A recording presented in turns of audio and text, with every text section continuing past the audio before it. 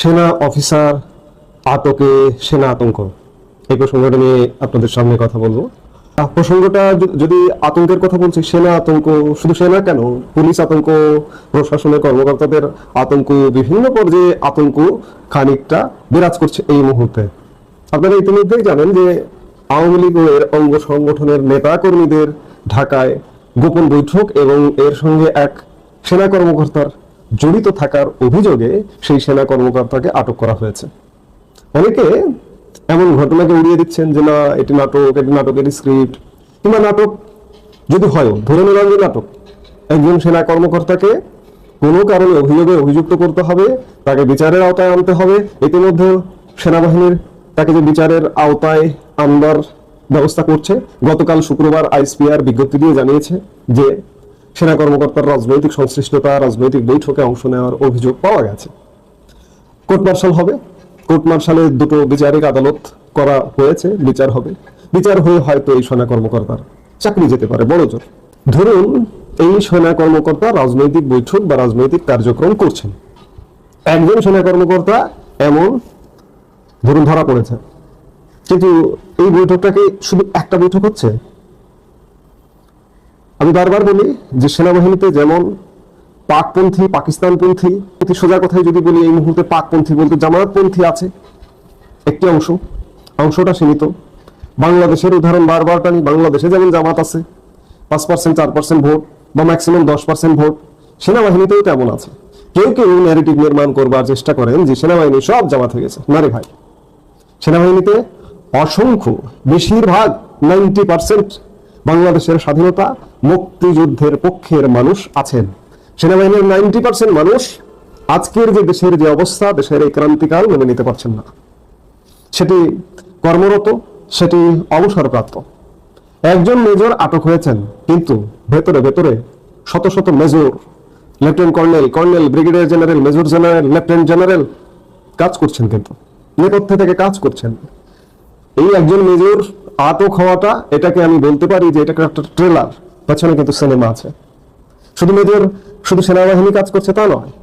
এই যে গত 1 বছর যাবৎ বিভিন্ন পেশাজীবীদের সাথে যা করা হয়েছে, যা করা হচ্ছে, চাকরি থেকে অবসরে পাঠানো, ওএসডি করে রাখা, পুলিশে, প্রশাসনে, সেনাবাহিনীতে, বিভিন্ন জায়গায় এই জামাতি তাণ্ডবে লন্ডভন্ড হয়ে গেছে সারা বাংলাদেশ। ঐক্য বলে একটা কিছু যে ছিল, আমরা কদিন আগেও যে ঐক্য দেখেছিলাম, একসঙ্গে বসবাস করতাম। আমি যদি বিগত আওয়ামী লীগের সময়ও বলি যে আওয়ামী লীগের সময় দমন পীড়ন ছিল, কিন্তু জামাতিরাও কাজ করেছে, বিএনপিরাও ব্যবসা করেছে, দৌড়ের উপর ছিল, তারপরে ব্যবসা করেছে, বাণিজ্য করেছে, কর্ম করে খেয়েছে। কিন্তু আজকে যদি কারো কোনোভাবে একটু আওয়ামী পরিচয় থাকে, আওয়ামী লীগের ট্যাগ থাকে, তার জীবন শেষ। ইতিমধ্যে লক্ষাধিক শিক্ষার্থীর জীবন শেষ হয়ে গেছে। বিভিন্ন প্রতিষ্ঠানে, পাবলিক বিশ্ববিদ্যালয়, প্রাইভেট বিশ্ববিদ্যালয়, জাতীয় বিশ্ববিদ্যালয়ের কলেজ, বিভিন্ন বোর্ডের অধীনস্থ কলেজ, তাদের শিক্ষা জীবন হুমকির সম্মুখীন পড়ে গেছে। আজকে বিভিন্ন পেশাজীবী হুমকির সম্মুখীন পড়ে গেছে। আজকে যখন এই অবস্থা, ব্যবসা বাণিজ্যিক ক্ষেত্রে হুমকির সম্মুখীন পড়ে গেছে, অর্থাৎ একটা ভয়ঙ্কর অবস্থার মধ্য দিয়ে মানুষ সময় অতিবাহিত করছে। সেনাবাহিনীর এক অফিসার আটক হয়েছে। সেনাবাহিনী বলছে যে তার রাজনৈতিক সংশ্লিষ্টতার অভিযোগ পাওয়া গেছে, এবং তার স্ত্রী, যিনি পুলিশে চাকরি করেন, পুলিশের এএসপি, তার স্ত্রীরও নাকি সংশ্লিষ্টতা পাওয়া গেছে। আদৌ কি পাওয়া গেছে নাকি এটি নাটক, এটি বলা কঠিন। তবে এটি একটি উদাহরণ যে কাজ চলছে, ব্যাপকভাবে কাজ চলছে, এই অবস্থা থেকে উত্তরণের একটা কাজ চলছে। এই কাজ চলাটা চূড়ান্ত রূপ কবে লাভ করবে, সেটি কতদিনে হবে, এটি বলা কঠিন। তবে কাজ চলছে। এই অবস্থা কোনোভাবেই থাকতে পারে না। বাংলাদেশের স্বাধীনতা বিরোধী, মুক্তিযুদ্ধ বিরোধী শক্তি যে বাংলাদেশকে দখল করেছে, এতে আর কোনো সন্দেহ থাকার কথা নয়। সন্দেহ যেহেতু নেই, সেক্ষেত্রে তখন স্বাধীনতাকামী, মুক্তিকামী মানুষ, মুক্তিযুদ্ধের পক্ষের মানুষজন নিশ্চয়ই বসে নেই। সে মোটে মজুর থেকে শুরু করে সর্বোচ্চ কর্মকর্তা লেভেলে সবাই কোনো না কোনো ভাবে মুখিয়ে আছে। এই মুখিয়ে থাকা জনগোষ্ঠীকে সংগঠিত করে একটা পরিবর্তন আসবে, সেটি সময়ের ব্যাপার। আজকে সেনা কর্মকর্তা গ্রেপ্তার হয়েছে। আপনারা জানেন যে সেনা কর্মকর্তা গ্রেপ্তার কিভাবে হলেন, যে পুলিশ বলছে যে বিদেশি লোক পাঠানোর নাম করে বসুন্ধরা আবাসিক এলাকা সংলগ্ন একটি কনভেনশন হল ভাড়া নেয় এক ব্যক্তি। গোপন সংবাদের ভিত্তিতে সেখানে অভিযান চালানো হয়। শুক্রবার পুলিশের সংবাদ সম্মেলনে জানানো হয়, সন্ত্রাস বিরোধী আইনে করা মামলার তদন্ত শুরু করেছে গোয়েন্দা পুলিশ। এখন পর্যন্ত এই ঘটনায় অন্তত 22 জনকে গ্রেপ্তারের কথাও জানা গেছে। ঘাটালা থানার পুলিশের দায়ের করা ওই মামলায় উঠে আসে সেনাবাহিনীর একজন মেজরের জড়িত থাকার বিষয়টি। আন্তঃবাহিনী জনসংযোগ পরিদপ্তরও শুক্রবার এক সংবাদ বিজ্ঞপ্তিতে জানায়, রাজনৈতিক সংশ্লিষ্টতার অভিযোগে সেনা কর্মকর্তার বিরুদ্ধে তদন্ত আদালত গঠন করা হয়েছে।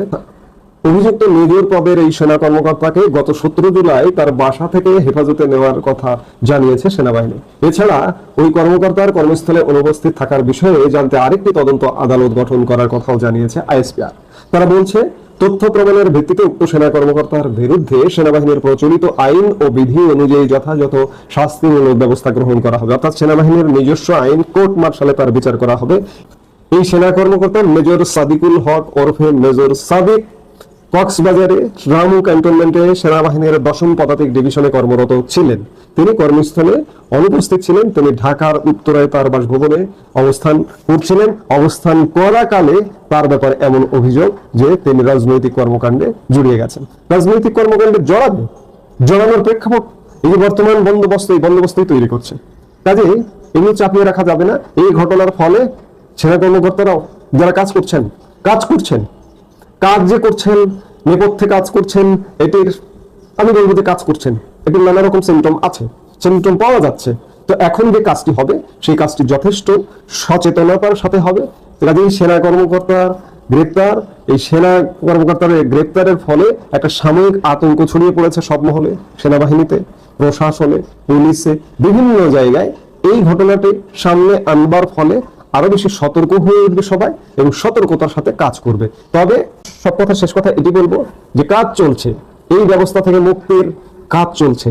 মুক্তি আসবেই, কাজ যদি হয় মুক্তি আসবেই, কাজ যদি না হয় তাহলে মুক্তি আসবে না, কিন্তু কাজ চলছে। এটি সব কথা শেষ কথা।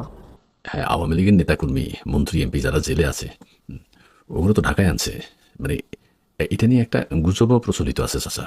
মানে হ্যাঁ, চতুর্দিকে নানান কথা হইতেছে। মানে ওই যে ওই 1975 সালের 3রা নভেম্বর ওই যে জেল হত্যা হয়েছিল না, যে এরকম কোনো পায়তারা হেরা করতেছে হয়তো, নাহলে ঢাকায় আনার। হ্যাঁ, চতুর্দিকে নানান কথা হইতেছে। হ্যাঁ, বুঝতেছি না মানে আসামিদেরকে, মানে মন্ত্রী, এমপি, সাবেক মন্ত্রী, এমপি এগুলো কারো দেখতেছিও না, কদিন বাইর করতেছে না। আবার নাকি ওই পাহারাদার হিসেবে, হ্যাঁ মানে চৌকস জেলার ওই আছে না, ওদেরকে নাকি ঢাকায় আনছে। আবার আতঙ্কের বিষয় হচ্ছে যেটা ওই জেলখানার ভিতরে আসামিরা আছে না, আসামিরা অনেকে নাকি আবার ওই এই আসামির মন্ত্রী এমপিদের উপর খুব ক্ষুব্ধ, সাবেক মন্ত্রীদের উপর। হ্যাঁ, কেউ কেউ বলতেছে যে ওদেরকে লেলাইয়া দিতে পারে, করতে পারে, যে জেলখানার ভিতরে সংঘর্ষ হয়েছে, সংঘর্ষে মানে এই ঘটনা ঘটে গেছে। হ্যাঁ, মানে তোমরা কিছু শুনছো নাকি? না, মানে দেশের মানুষেরও মন খারাপ। ওই যে নানাবিধ চক্রান্ত চলতেছে, ষড়যন্ত্র চলতেছে চাচা সমানে। হিন্দি ওই আর্মি, পুলিশ সবাই দেশের বিরুদ্ধে এখন। হ্যাঁ, মানে মুক্তিযুদ্ধ, স্বাধীনতা এরা এটা রাখবো না, কথা পরিষ্কার। কি এটা তো 11 মাস যাবার দেখতেছ। হ্যাঁ, কথা এটাই চাচা। না এখন ওই যে 8 তারিখ পর্যন্ত এরা তো আবার বিশেষ ক্ষমতা দিছে, কি জরুরি ধরপাকড়। হ্যাঁ, কোনো দরকার ছিল না। নানান সন্দেহ দানা মারতেছে এখন এরা, মানে সরকার এই ইস্যুটাকে কেন্দ্র করে। ওই যে মন্ত্রী, এমপি যারা জেলে আছে, হ্যাঁ মানে না, চোখ কান খোলা রাখতেইব না, সবাই ভাবতেছে। আর এদের মধ্যেও গন্ডগোল আছে চাচা, ওই যে 3 তারিখ নিয়ে। হ্যাঁ, ওর মধ্যে কাউই হইলেও কামড়াকামড়ি হইলেও ওই যে ইয়ে নিয়ে, মানে মাস্টার মাইন্ডকে এটা নিয়ে নিজেরাও গন্ডগোল পাকাইতেছে। মাস্টার মাইন্ড জামাত করতেছে, জামাত শিবির করতেছে, শিবির। হ্যাঁ, ইউনুস সাহেব করতেছে, ইউনুস সাহেব। মাহফুজ আলম করতেছে, হে আবার বিএনপি করতেছে। মাস্টার মাইন্ড লন্ডনে আছে। হ্যাঁ, এটা নিয়ে শুনছে আমার ওই, হ্যাঁ শিবির একেবারে উত্তেজিত। আচ্ছা, মাস্টার মাইন্ড গুল্লি মারো চাচা। ওই যে এখন না, জেলখানার বিষয়ে তোমরা কিছু শুনছো নেই, মানে শুনছো হইলো বিএপি করে রাখা নিয়ে আসতেছে, কিন্তু এর কারণটা কি? মানে ঘোষণা দিয়ে বিষয়টা ফ্ল্যাশ হয়ে গেছে চাচা। সবাই জানে না, এরকম কিছু হয়তো মানে গুজব হইতে পারে। হ্যাঁ, কিন্তু ওই যে এক জেলের মধ্যে আইনা ওই যে জেলার মেলার বিশেষ আয়োজন, এটা মানুষকে শঙ্কিত করে দিছে। না, এরা তো ওই যে এরা তো যা খুশি তা করতে পারে। এরা তো দেশের মুক্তিযুদ্ধ, স্বাধীনতা হেটারে বা স্বাধীনতার পক্ষে যারা কথা বলে, দেশপ্রেমিক যারা আছে, না কাউকে রাখতো না। হ্যাঁ, এখানে পুরা দেশ বিপদে পড়ে গেছে। এতে গোপনে দেশ বেচা কিনে হয়ে গেছে আমেরিকার কাছে। হ্যাঁ, ওই যে ওরা 20% কমাই এনে খুব লাফাইতেছে, বুঝছো না? এনে 25টা বিমান, এই দেশ থেকে গম কিনতে হইবে, এই দেশ থেকে বেগিন কিনতে হইবে বেশি দামে। তো 35% হইলে তো ভালো ছিল, এত কিছু কিনতে হইতো না। এনতে আবার ওই গোপন চুক্তি করছে চাচা, গোপন চুক্তি করছে কক্সবাজার করিডোর বন্দর, সেন্ট মার্টিন, হ্যাঁ এইগুলো নিয়ে বিপদ আছে না। ওই যে কি বাণিজ্য উপদেষ্টা তো কইছেই চুক্তি কি হইবে এটা প্রকাশ করবো না, হ্যাঁ সেটা তো প্রকাশ করবো না, এটা তো কইছেই। তার মানে তো ঘটনা একটা কিছু ঘটে গেছে। হ্যাঁ দেখ আমরা বুঝি না আমরা চাচা। না এখন উদ্বেগকরটার বিষয় হলো ইউনুস সাহেব গুটি চলতেছে ঠান্ডা মাথায়। হ্যাঁ ওরা সব ঝাঁপাইয়া পড়ছে, সেনা প্রধান তো এখন কি জিনিস দিয়ে যে বানাইছে চাচা এটা কেউ বুঝতেছে না। কাসম ভাই কি কয়, সে কাসম ভাই কি সেনা প্রধান জামাতুল, তো এটা তো ব্যাকে জানায়, ব্যাকে জানায়, বুঝছই। না না না না বাবারে, সাবধানে থাকতে হবে, এখনো চোখ কান খোলা রাখতে হবে। হ্যাঁ চোখ কান খোলা রাখতে হবে, কোনো কিছু করার নাই। দেশ বিপদে পড়ে গেছে, দেশের উদ্ধার করতে হবে, এই কথা মধ্য কথা। না 71 সালে পাকিস্তানি রাজাকাররা যা করে নাই তার চেয়ে বেশি হইতেছে এখন। পিড়ে মারিয়ে ফেলাইতেছে, ওই যে নেত্রকোনা 3 এমপি তো জেলখানার ভিতর ফিরিয়ে মারিয়ে ফেলাইছে। কয়েকটা আত্মহত্যা করছে, হ্যাঁ তো সারা শরীরে খালি মারামারির দাগ, রক্তাক্ত থেতলাই দিছে। হ্যাঁ তো এইসব ওই যে জেলখানার ভিতরে আসামি করে লাগাই দিব, ওই যে ফুরান আসামি যারা আছে এগুলো লাগাই দিব মন্ত্রী এমপিদের উপর, সাবেক মন্ত্রীদের উপর। ওই তোরা ফিরি মারিয়ে এলাকা গন্ডগোল মরে গেছে। না না কোন দিকে যাইতেছে না তোমাদের। আচ্ছা ঠিক আছে, আমি জানাবো নিশা 3 তারিখ লইয়া আবার থমথমে একটা অবস্থা। হ্যাঁ 8 তারিখ 3 তারিখ, হ্যাঁ এই মানে এই কয়দিন সরকারের পক্ষ থেকে সরকার উত্তেজিত, ব্যাগের সন্দেহ করে। না না দেখি চাচা, ওকে চাচা জানাবো। দর্শক সম্পূর্ণ ভিডিওটি দেখলেন, আশা করি বিষয়টি বুঝতে পেরেছেন। এ নিয়ে আপনার গুরুত্বপূর্ণ মন্তব্যটি অবশ্যই কমেন্ট বক্সে জানিয়ে দিবেন। ধন্যবাদ।